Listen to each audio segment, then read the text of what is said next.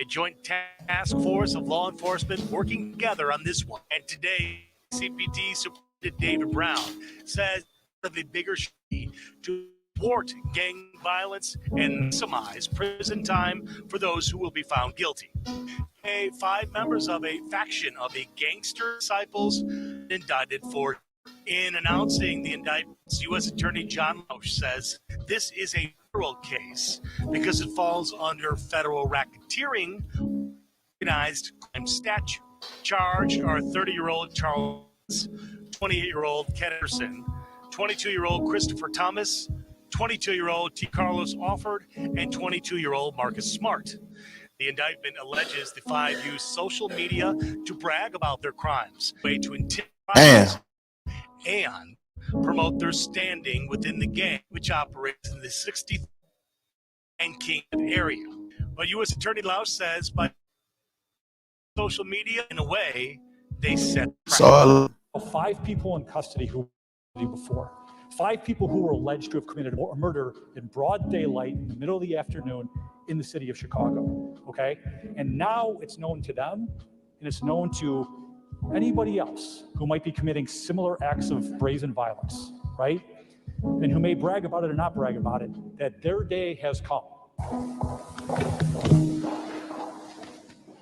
What y'all thinking, Thank man? you, and thank you all for being here. We are here today to announce charges in a federal indictment that was unsealed this morning, which charged 5 individuals with federal crimes relating to the August 4th, 2020 murder of Chicago rapper Carlton Weekly, who's also known as FBG Duck.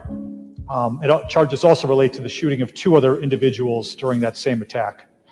The indictment charges 5 individuals with an offense that's known as violent crime in aid of racketeering offenses, commonly known as VICAR. The 5 individuals charged are Charles Liggins, Kenneth Roberson, Carlos Offord, Christopher Thomas, and Marcus Smart. And more specifically, that indictment alleges that these 5 individuals were members or associates of the O Block Street Gang, which is a racketeering enterprise that's alleged in the indictment. And the indictment further alleges that these individuals murdered Mr. Weekly part of their effort to maintain or increase their position in the O Block.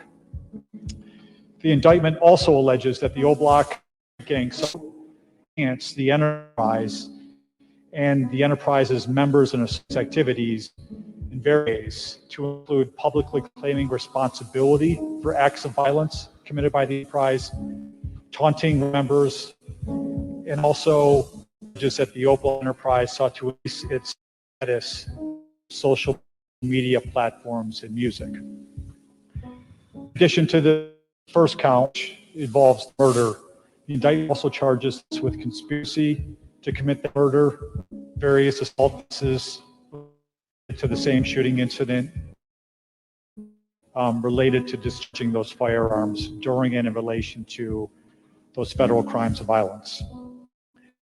Our law partners for allowed us to bring these charges, most notably the federal investigation, Chicago Police Department, outstanding by these individuals. We also important in Cook County State's Attorney in this case.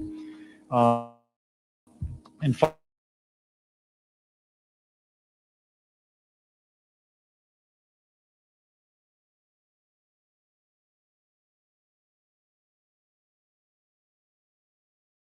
murder of the other activity by the O Block Street Gang and other gangs they pulled in up this the part of the music city videos on them. will remain ongoing. So there were a number of individuals who were taken into custody on the south side of Chicago early this morning. I think there were 4 individuals. There's a 5th individual who is in state custody right now, is not appearing yet. Yes. I believe 3 of the 4 were taken into custody there. 3 of the 4 were taken into custody there. Yes, any other questions? Why is it that this is an FBI endeavor versus the Cook County State's Attorney and Yep. So what happens So they say they got bus stop frequently too. is when we have shootings, acts of violence, carjackings, we are involved. When I say we, I'm talking federally. U.S. attorneys, assistant U.S. attorneys, the FBI, and the other federal agencies to work with the Chicago Police Department as to what we can. So they said the feds are involved. We are involved. The Chicago, the CPD, the Chicago Police Department. This stuff that's been going on. Like this stuff that's been going on for so long within the Chicago Police Department that you know what I'm saying. They ain't really. The feds had to step in because they knew it wasn't gonna get solved. You feel me? Just going. Can do to help. And this is one of those cases. This is a case, without getting into the substance of everything we did in the investigation, because we're going to stick within the four corners of the indictment. But this was one of those cases we were able to bring federal resources to bear to work with the Chicago Police Department to ultimately help us make the case. And here, the reason why it's charged federally is because we were able to establish evidence to indicate that there was a racketeering enterprise here that was involved, and this murder was done in furtherance of that. And so federal charges were appropriate. Do you expect this to get back and be used more often given the proliferation of violence and connections? I think this is a tactic and the type of charges that we will continue to use. We've used it actually quite a bit so far. There's a number of cases that we where we've charged either RICO conspiracy, or simply vicars, which is a murder or shooting in furtherance of a racketeering enterprise. And we have a handful of those cases that we've charged federally. There's a case that's on trial right now, which is a RICO conspiracy case as well.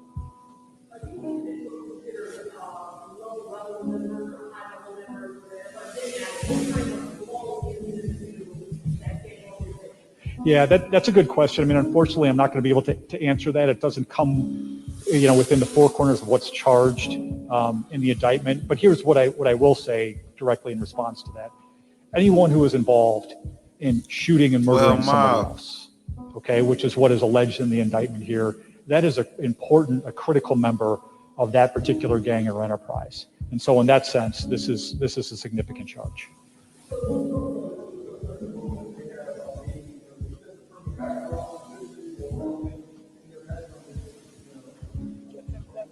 Again, sir, I understand why you're asking that question. That's not within the four corners of what we've charged here, and so that's not something that I'm going to be able to respond to directly. Now, I just was on here yesterday saying that a RICO charge was coming. And everybody was, a lot of people said it was cap, man. Look at today, what we see today. Okay, and let me answer that more generally, as opposed to in this specific case. Although you can read the indictment in this case, and there's publicly available material where I think you can learn more about the activities of certain individuals. But generally speaking, what's happening on social media and what's happening in music videos that are on YouTube, particularly in the drill rap genre, it shows you what's happening in this city. It shows you exactly what's happening in the city, which is that people are threatening to commit acts of violence and then either bragging about acts of violence or talking about how they're going to retaliate for other acts of violence. And it's happening on a regular basis.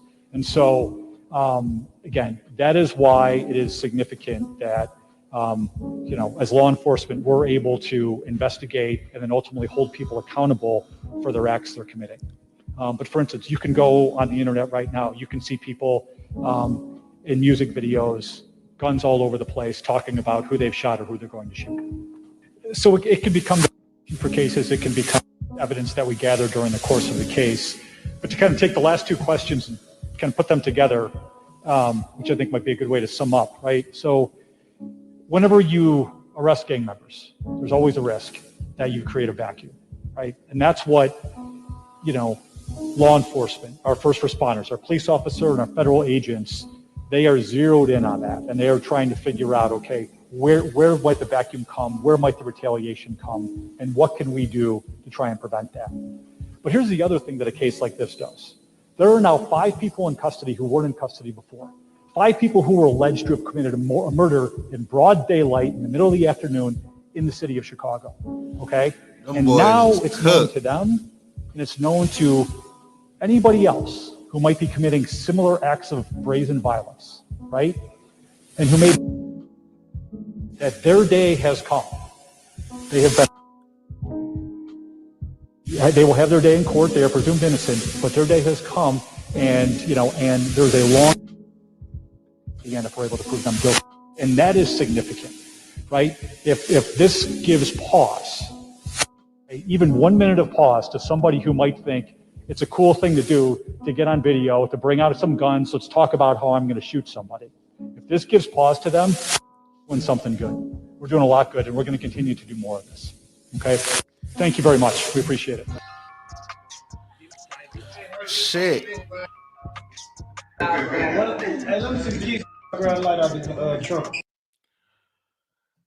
Man, so what this pretty much means, dog, they cracking down on the info. They not playing around. The 5 O-Block OTF members who is in custody, they gonna really try to make an example out of them, man. And I feel like more charges is coming. This is the beginning of the end, definitely. But let me know what y'all think. Like, subscribe, and comment, man. It's the Hip Hop Lab.